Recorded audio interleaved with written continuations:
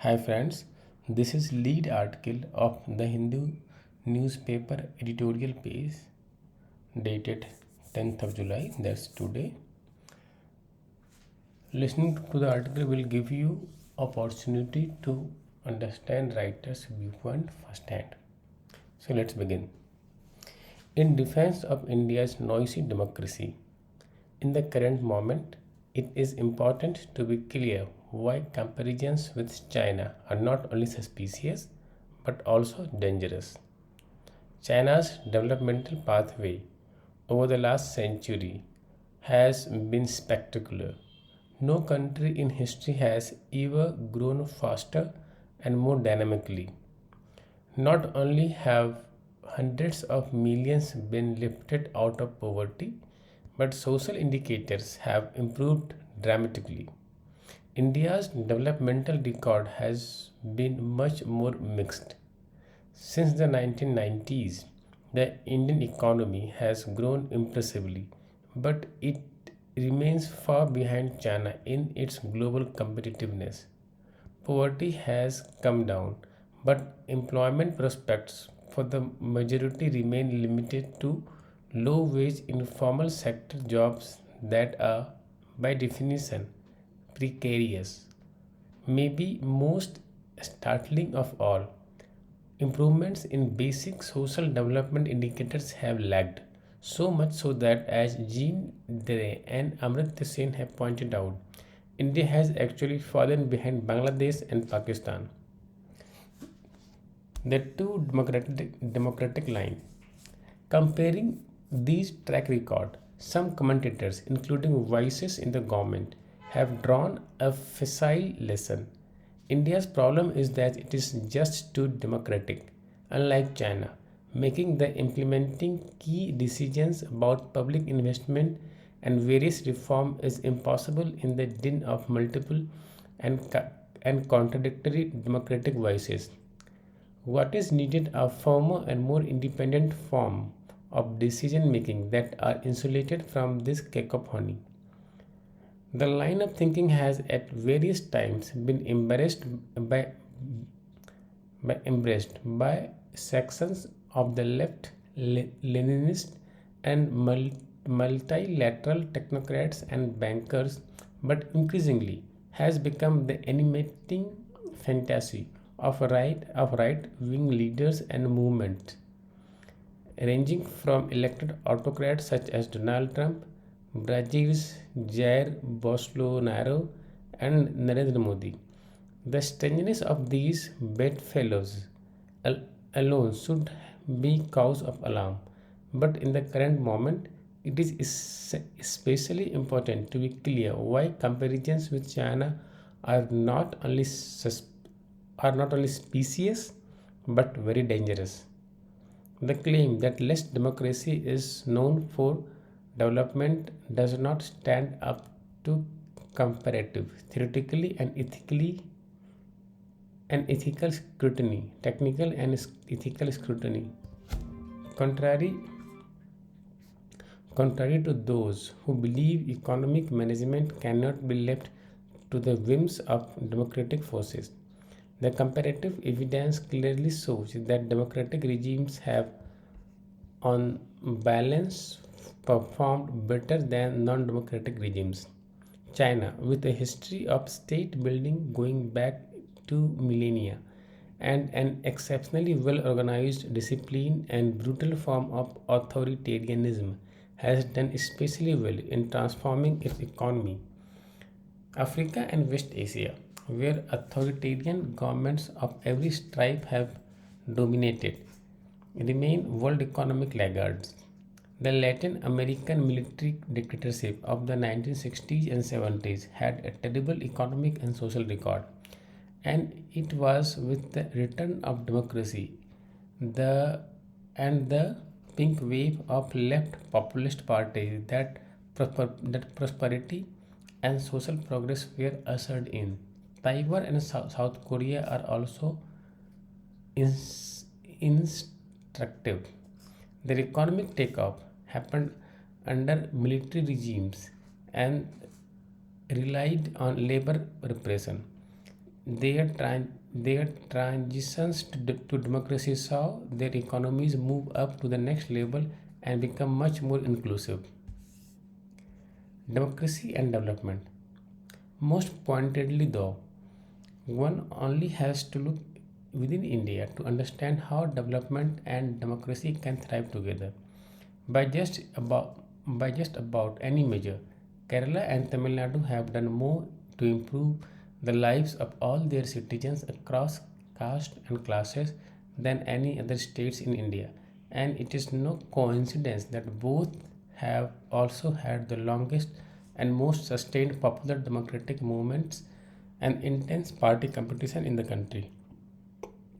In contrast, in Gujarat, where single party Bharatiya Janata Party rule has been in place for nearly a quarter century. Growth has been solid but accompanied by increased social exclusion and stagnation in education achievement and poverty reduction. This comparative record leaves little doubt that on balance, democracies are better at promoting inclusive growth. The theory behind the authoritarian fantasy also does not hold up. First, the assumption that authoritarianism supports form of decision making that can arise above the hubbub of democratic demand making to get things done presumes that those in command will serve the general interest rather than catering to the powerful, and that when they enjoy such autonomy, they actually know what to do with it. This is just hubris. On both these points, democracies are in fact more likely to meet the necessary conditions for successful decision making. Elected representatives, no matter how venal, have to win re-election, which means answering to a broad swath of the electorate. It allows negotiation.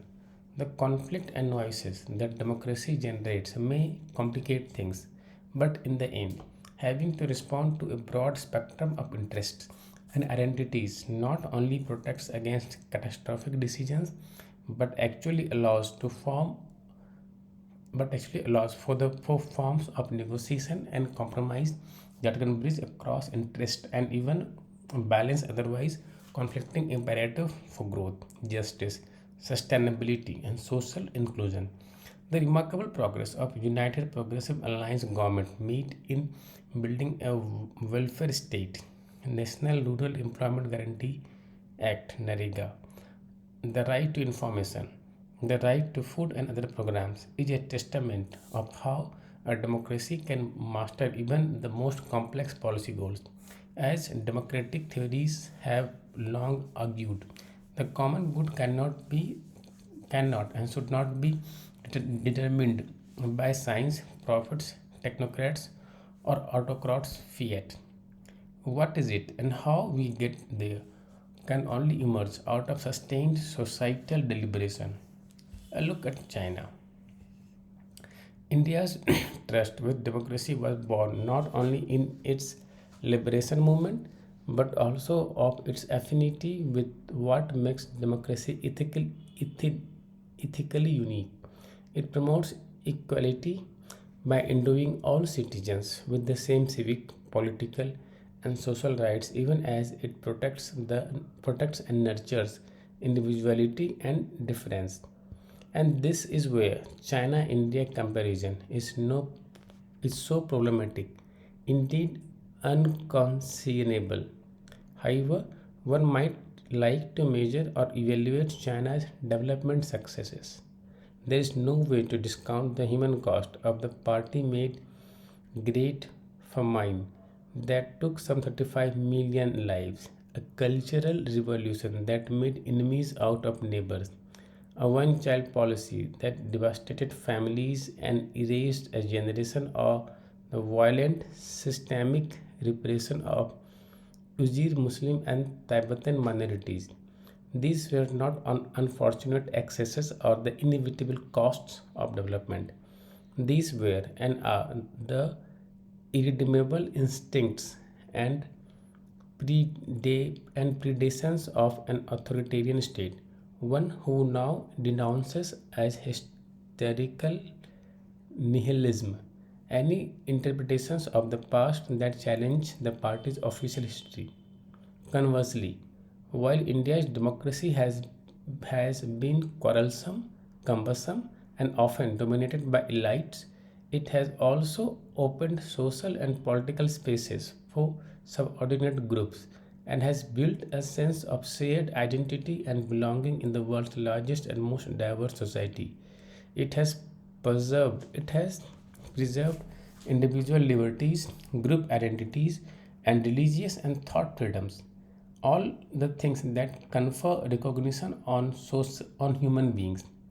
To even pose the question of a trade-off between these freedoms and the role they have been played in building a pluralistic plural- pluralistic nation, and some cold utilitarian calculus of development not only does vi- violence to the very idea of human agency and dignity but completely abstracts from the very different social and historical realities of India and China.